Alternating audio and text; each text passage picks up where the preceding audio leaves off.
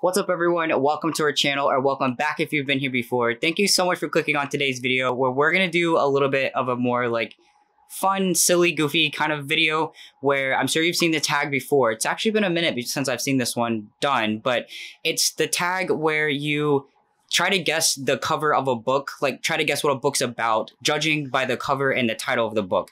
So I've picked a bunch of romance books because Casey loves to make fun of romance books, and that's my favorite genre. And she's picked a bunch of classics / horror because I tend to make fun of those books of hers. So we tried to pick something that would end in it being like funny discussions, but we'll see how it goes. Neither of us have any idea what we've picked. So yeah, that's what we're going to be doing in this video. If you're new here, subscribing to our channel helps us out a ton, and a like on the video goes a long way, and we'd really appreciate it. There's a ton of links in the description box below, things like our Discord community, as well as our Patreon and other ways to support and interact with the channel. So take a look at those links in the description box below.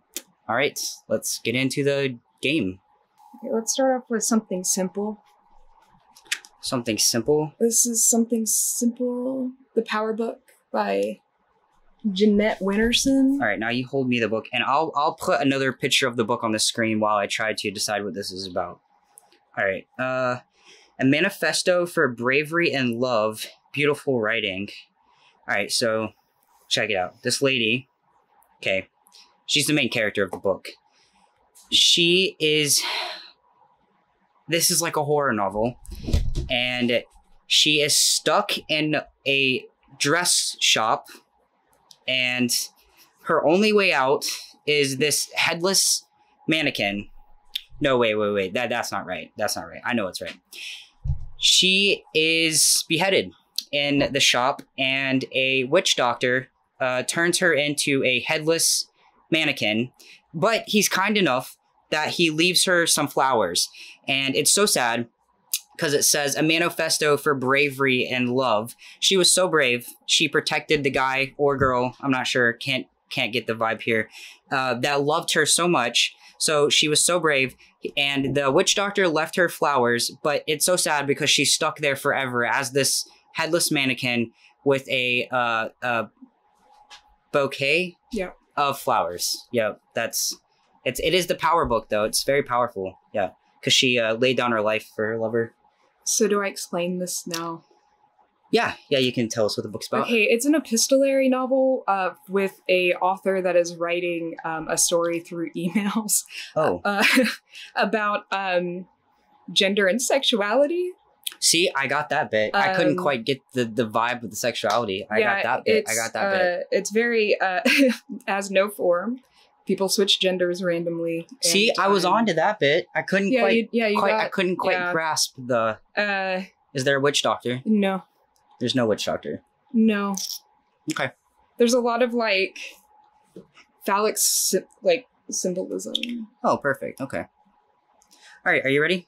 So this is the book I'm going to give Casey. Okay, I'll put a picture of it on the screen for you guys. All right. Okay. The Spanish Love Deception. This looks like it's a book that's about people pretending that they're in a relationship together. And you probably should have looked at the top of it where it says pretending to be in love never tasted better. Okay, but what is it about, though? These two people have to go somewhere, maybe Spain, and they're going to pretend because, like, his family wants him to date someone. Got anything else? And they ride a plane because they're Americans. You have anything else? And they travel light because there's only 2 suitcases. So, whoa. Okay, so you were very close. They do fake date. Stupid cover gave it away. But she has to attend a wedding of like I haven't actually read this book yet, of like a cousin or something in Spain, and she's been telling her family that she's dating this really nice guy and he's great. And so it comes down to the wedding, and they're like, you need to bring him with you to the wedding. And so she picks her office guy that she hates to come with her, which is him, and they go. Yep. So you're pretty close. Yeah. Good job. Rock on. Let's see. Let's do. Okay, I've been talking about this book a lot recently, so might as well. All right. This book is called Burnt Offerings. What the? All right.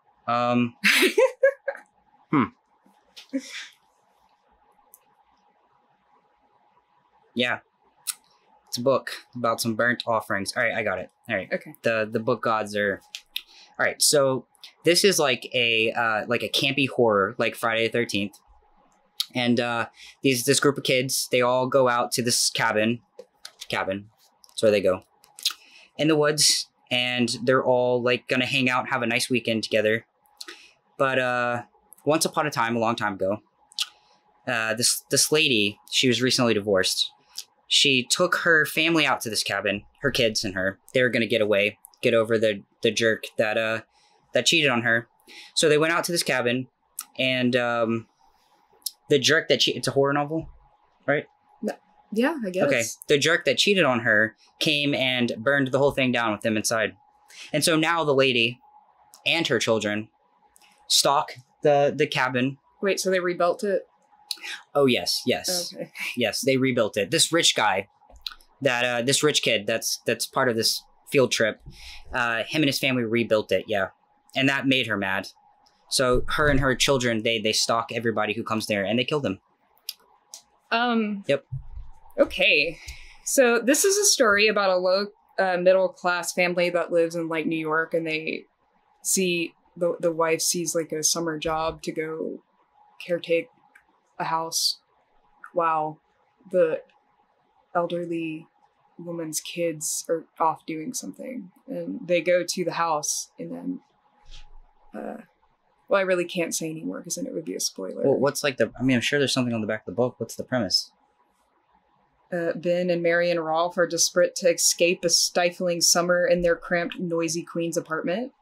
So they get the chance to rent a mansion in upstate New York for the entire season. There's only one catch: the strange and intricately crafted door or carved door in a distant wing of the house. See, I wasn't that far lives Mrs. Allardyce. I wasn't that far off. What? I say that was a win for me. No, there was nothing even there's not any fire. Oh, it's why is not it called a cabin. Burnt, then?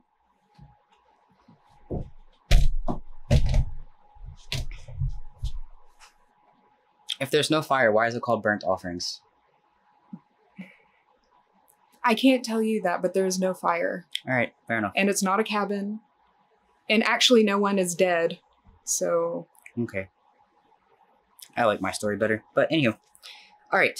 So this is Casey's next one. All right. So this is a Hiller. What I was trying to say was a romance thriller. A romance thriller. Okay. My Killer Vacation. So these people go to like a beach, and then people start dying. Okay. And through that process, as they're trying to investigate all of these random murders by like a person that's like the most obvious like killer that the author doesn't try to hide. Okay. They fall in love. Okay. Let's see. It was supposed to be a relaxing vacation. In a sweet, sunny Cape Cod, just me and my beloved brother, but discovering a corpse in our Wait, what? Oh, her and her brother. But discovering a corpse in our rental house really throws a wrench into our tanning schedule. Now a rude, crude bounty hunter has arrived on the back of his motorcycle to catch the killer and refuses to believe I can be helpful. Despite countless hours of true crime podcast listening. Makes you a great detective. Not to mention a fulfilling teaching career of wrangling second graders. So yeah, it's about a bounty hunter and... yeah, as they're trying to discover the murderer, they fall in love. Yep. It does appear that you were pretty... And the brother probably did it. Romance covers really give away the premise, huh? Oh, the brother really probably did it? I hope not. I haven't read the book yet, so I don't know. It just came out like 2 days ago. Okay, let's see. Okay, oh, God. I'm going to do this one.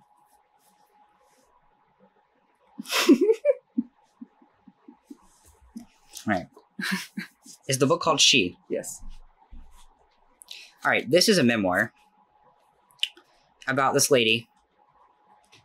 This really looks like a yellow dress, but it appears that maybe it's fire. and she has a white dress on. But she, the lady on the cover, is a rock star. And this is her memoir about going on tour all across the world. All the people that she meets. It's similar to Daisy Jones and the Sixth. Because she is the lead singer of this rock group. And this is just her memoir. And at the end of it, she retires from music. And she is forever known as she. Did I do it? Okay. So this is a piece of colonial fiction. It was like written in like the 1800s. And it's about these two guys that go to, I say Africa as a broad term because this author has the very westernized understanding that it's all like one country. Because this is a very also racist book. But I had to read it for class. And they go to Africa, which I think they say it's like Egypt, but then they name another country that's like nowhere near Egypt as well. So they're somewhere there. And they're looking for essentially something like the Fountain of Life. And they stumble upon a really remote indigenous peoples whose god is this white woman that looks like Megyn Kelly. The rock star. Fox News. Well, she's not on there anymore, but you get it. And then, yeah. So so there is a rock star. And she's only there because she thinks all those people are stupid. I was pretty close. Yeah, I would say I was pretty close. Nowhere near. All right.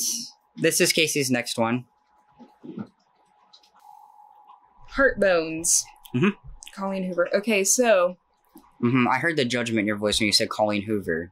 So you're getting a picture in your mind about what the book could be about. Because you know who she is. This is a character study of people that also has a romance in it, but it's not the main focus because it's the character study of these people who experience multiple various life traumas that she unfolds and explores in this.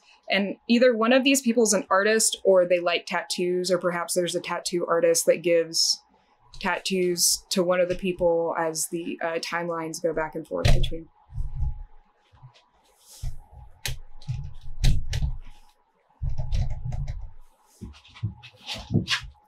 As the timelines go back between the past and the present, and they work through their trauma and they get together in the end.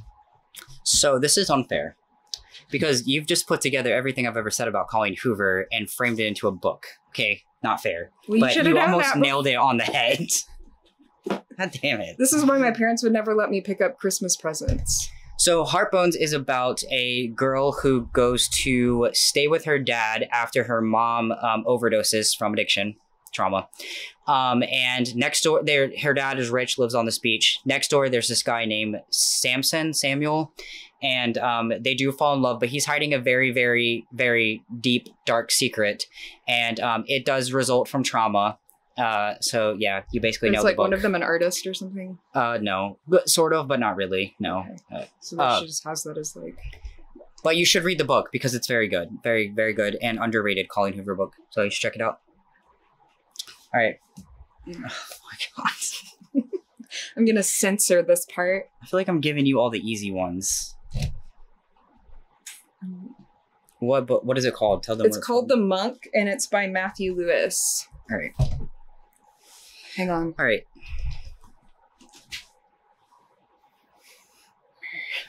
Okay. All right. So The Monk by Matthew Lewis. All right. This is easy. Okay. So this is a story, quite a long story, about a man who he travels to a Buddhist country, and he's a white man though, and he wants to become a monk. And because he wants to become a monk, and he's just this white guy sitting at home in his office, and he's like, you know what? Life's too stressful. I want to just become a monk. Knows nothing about the culture, knows nothing about being a monk, knows nothing about meditation, but he's like, he saw it on TV in a movie once, and he's like, I want to do that. So he shows up in a Buddhist, I don't know what Buddhist country. I can't quite figure that out. And he wants to appropriate their culture and that process of becoming a monk. And so this evil bat boy who's on the cover. What am I covering up? You covered something up. Oh, yeah. All right. There's this evil bat. Whatever. There's this evil bat boy on the cover, and he comes and he kills him before he even arrives in this country. There you go. You do know that like Catholics have monks, right? Sure, but I'm talking about specifically. This is a cultural. This is a story of cultural appropriation. From a very mediocre white guy. Okay, hang on 1 second. Babe, seriously? I was just trying to see if this said... Okay, so this is a Gothic novel that was like written in late 1700s, I think, maybe early 1800s. The monk is a monk who gets possessed by a demon, and then he slowly, I think, lures nuns into debauchery. Shoot. Yeah, I don't think I nailed that one. Mm-mm. It's my first miss, but oh, okay. I don't think I nailed that one. All right. Next up. What? Why would you pick? Sorry, I didn't think that you would get the vibe. All right, this is the next one. I have not read this. I haven't read the Spanish Love Deception, and the only one I've read so far is Heartbones. All right. Okay, so all of the stuff I said at the beginning, like the last one, so I don't have to repeat that. But like one of them's a musician, or maybe both of them are a musician, and they're composing stuff together. Okay, close. It's actually about this girl whose boyfriend. This is just going by the back because I haven't read it. Just bought it like 2 days ago. Bought it yesterday. It's about this girl who her boyfriend that she's in love with. She finds out he's cheating on her, and so her neighbor is this musician. So there are music notes on the front. So I guess this was a dead giveaway, but haven't read this yet. It's part of Colleen Hoover's backlist. So, but yeah, you're pretty close. I didn't realize you were gonna get the whole Colleen Hoover vibe. So what do you mean? Camera battery's getting low. I feel like you say the same thing about her every time. Is this the last one? Yes. Okay, I have one more as well, as long as the camera doesn't die first. This is The Winchell Legacy by Jonathan Coe. Oh, I know what this book's about. Yeah. Have you seen Knives Out?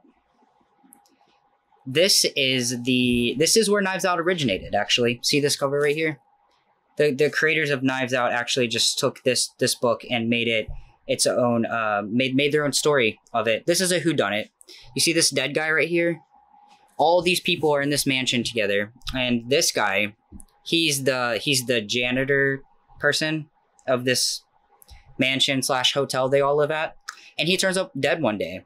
And this is a whodunit, and they're trying to figure out which whodunit of these people. So yeah. But actually, he just fell. Nobody did it. But they all destroy their relationships trying to figure out who did it, when really he just fell. So this is a book that is vehemently criticizing the rise of extreme ultra-capitalism underneath Reagan and Thatcher. And he explores it through both the lower, middle, and upper class. Yeah, it's rich people drama. Right, so far. Lower, middle, and upper class. The janitor didn't make very much money. There's no janitor. Oh. And while the beginning, it does start off with a murder of one of the family members, and see, I did get that part. But that, like, literally is not really what has anything to do with the story. Okay. So, wow. But yeah. All right. Last up for Casey is this one. I also haven't read this, but this is the one that she's going to be doing. I don't actually really know what this is about. I have a general idea, but yeah, maybe you can figure it out. Okay, so this is either happening in college or high school. It's not high school. Okay, so college, maybe past college, but dancers, especially ballerinas, don't age well because of the horrible ageist and horrible conditions that they're put through. But so she's a dancer that's a ballerina, and he's like a football player, quarterback, because he has the little play chart thing on his arm. Mm-hmm. And they meet when she decides to go try out to be a cheerleader. Okay. Why is it called the cheat sheet? Well, I'm assuming that it has something to do with his quarterback arm thing. That he has stuff written down in there that is like cheaty like. So he's cheating. Okay. Is it ever too late to leave the friend zone? Discover a heartwarming friends to lovers romance. Okay, the friend zone is not the end zone for Bree Camden, who is helplessly in love with her longtime best friend and extremely hot NFL legend Nathan Dunslon? I don't know. The only problem is that she can't admit her true feelings because he clearly sees her as a best friend and no romantic potential. And the last thing Bree wants is to ruin their relationship. Yeah. And then one day they come up with this plan. Nathan comes to the rescue to help her. He buys the entire building. All right, so sorry, the camera died. But yeah, so they come up with this plan. The plan backfires, and it says, what will happen when Bree gives into those feelings she desperately has been hiding for so long? And could she be imagining that Nathan is actually enjoying it? So yeah, Sarah Adams scores more than touchdowns in this exciting friends to lovers romantic comedy. Why would they just give that away? But you don't read romance. We all know they're going to get together. Okay, but like, why? They never not They get always together. have to say like question, or are they? Question mark. No, there is no. It's romance. They'll get together. Like all of them do that, or are they? And then yeah, we all know they do, but you need to add the are, like, or are they part. All right, guys. When our camera died, we were actually just discussing doing another one of these. So if you guys like this, definitely let us know. Probably sometime in the fall, we will do this again. There's also like the first sentence challenge, which I know you're not a huge fan of, but maybe we could do that. And then there are like other games and stuff that we have thought about doing. So if you guys like this kind of video, definitely let us know. But yeah, a special thank you to our patrons. Don't forget to check out the links in the description box below, and we'll see you guys in the next video. Bye. Bye.